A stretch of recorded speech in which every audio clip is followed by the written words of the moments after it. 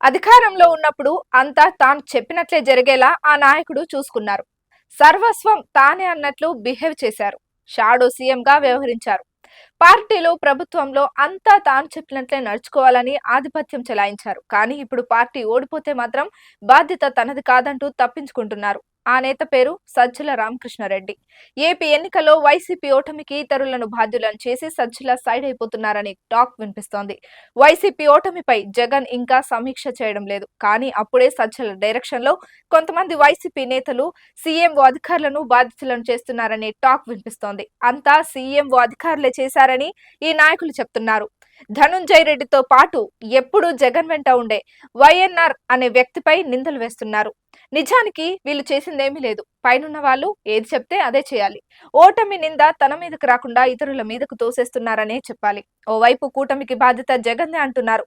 మరోవైపు సీఎంఓ అధికారులు అంటున్నారు. కానీ సజ్జల గురించి మాత్రం ఎవరు మాట్లాడడం లేదు. సజ్జల పేరు బయటకు రాకుండా ఇప్పటికే వైసీపీ నేతలకు వార్నింగ్ కూడా వెళ్ళినట్లు తెలుస్తోంది.